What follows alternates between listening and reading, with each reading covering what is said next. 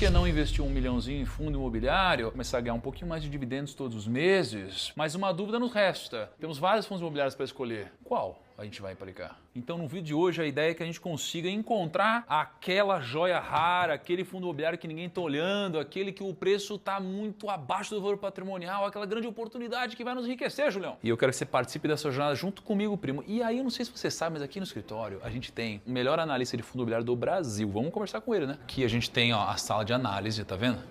Ó.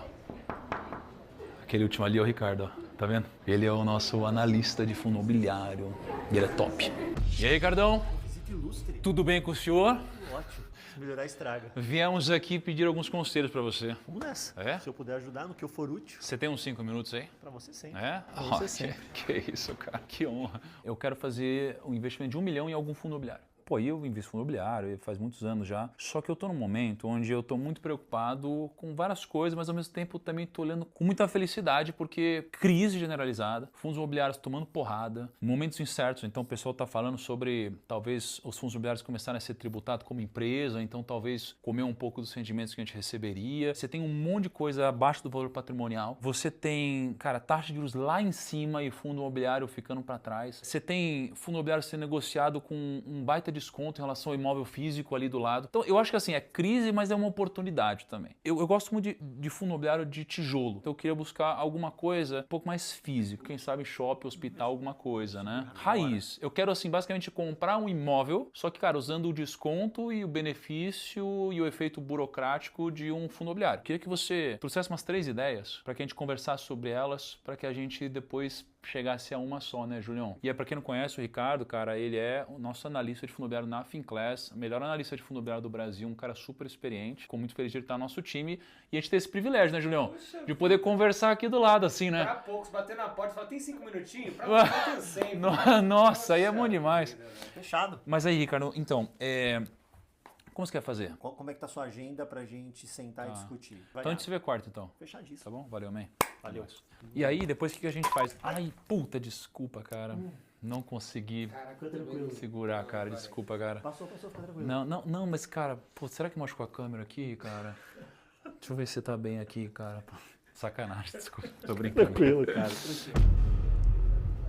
Bateram na portinha. Olá! Viemos em busca do precioso e melhor fundo imobiliário do Brasil. Ó, eu quero um fundo imobiliário que tenha um yield de 20% ao ano, esteja com PSOVP de pelo menos 0,8, com certeza que vai subir 50% no ano e sem risco. Hoje eu tô me sentindo cliente, né? Não, porque geralmente eu não sou cliente. Hoje eu tô assim, cara, me fala aí o que é bom, quero dar uma olhada, me apresenta aí, vamos ver se você me convence. Aqui é mais ou menos assim, né, Ju? Vamos ver se o Ricardo me convenceu. Vamos ver então, Ricardão. O que você fez aí? Você quer colocar em fundo imobiliário, investidor raiz, tijolo. Tijolo. Né? Só para dar esse disclaimer aí, então, opções de tijolo, com boa liquidez. Separei 3 nomes. 3 nomes para ti. Então, o primeiro que eu trouxe aqui é o XP Malls. Fundo de Shopping Gestão XP. A gente tem bastante tempo de estrada, aí começou em 2018, tá? E a turma da gestão faz um trabalho muito legal porque eles divulgam também um negócio que para o analista é uma delícia, chamado Planilha de Fundamentos. Então hoje o fundo, ele tem 26 shoppings, tá?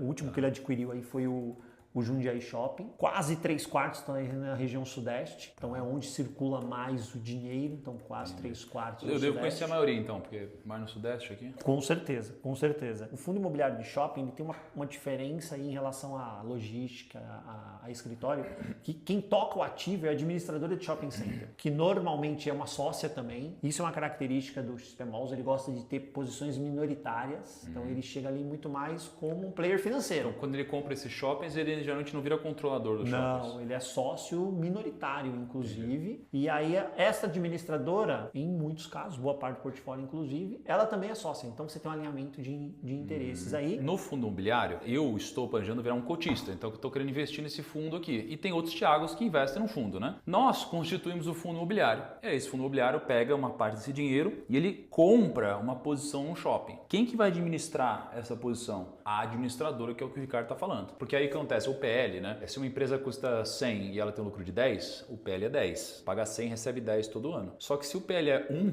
significa que, cara, a empresa recebeu de lucro nos últimos 12 meses quase que o que ela vale. Como que faz sentido isso aqui? Geralmente é quando a empresa tem algum evento de liquidez, a gente tem que tomar cuidado. Por isso que é bom ter sempre um cara como o Ricardo junto, para você não olhar pro PL e falar, nossa, que PL baixo, tá barato. E fala, não, pera, fez uma venda de ativos aqui. Por mais que eu tenha conhecimento e viva do mercado, sempre consulto pessoas muito boas para tomar decisão. Porque não importa quem você seja, você não vai conseguir ler o mercado inteiro. Você precisa de gente boa com você, né? Você precisa ter conselheiros em todas as áreas da sua vida.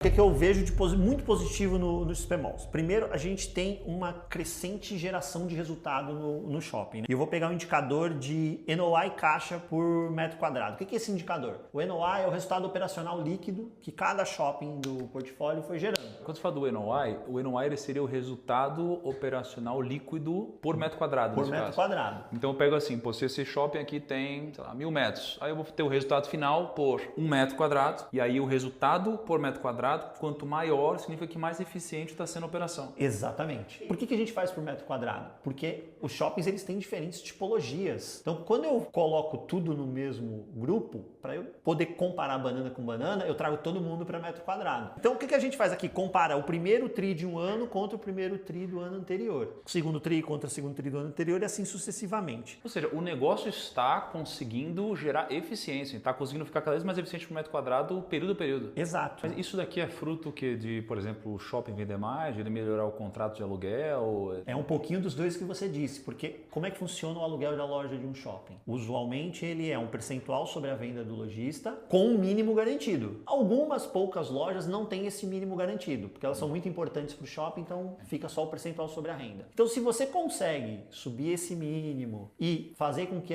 exista mais venda ali no shopping, você vai capturando mais. Fora isso, shopping não vive só do aluguel da loja. Ele tem outras linhas de receita. Ele tem a linha de receita de estacionamento, ele tem linha de receita que a gente chama de mall, que são os quiosques. Então se você consegue fazer o aluguel daqueles quiosques de maneira mais eficiente, você também atrai mais recursos. E você tem linha de mídia. Essa é uma linha que vem crescendo de forma interessante, né? Porque no passado, qual era a mídia do shopping? Era envelopar elevador, colocar alguma coisinha no espelho do banheiro, na cancela de estacionamento. Tudo isso ainda existe hoje. Só que agora você tem esses grandes telões de mídia em que no mesmo espaço você vai alugando para vários anunciantes. Então você vai renovando, você vai empilhando a receita de mídia na mesma área. Tenho essa dúvida, e na verdade não é de agora, acho que na verdade é uma dúvida de década talvez. O pessoal sempre se questiona, mas shopping vai continuar existindo? Em vários países os shoppings já foram extintos, em outros já foi o contrário. No Brasil a gente tem uma cultura diferente, né? A gente vai no cinema, etc. Estados Unidos é outra coisa, tem uns outlets. Esse daqui você acha que é algo que se eu colocar R$1 milhão, que é muito dinheiro, cara, pra mim, é muito dinheiro. Mas a gente precisa tocar com muita responsabilidade esse dinheiro. Com certeza. Então eu fico pensando assim, cara, daqui a 10 anos, por exemplo, os fundos, os shoppings, na verdade, eles vão continuar com essa tendência, você vê? Você acha que a cultura vai continuar dessa forma? Os shoppings vão ser extintos? Você não acha que vai mudar a cultura? Como você vê?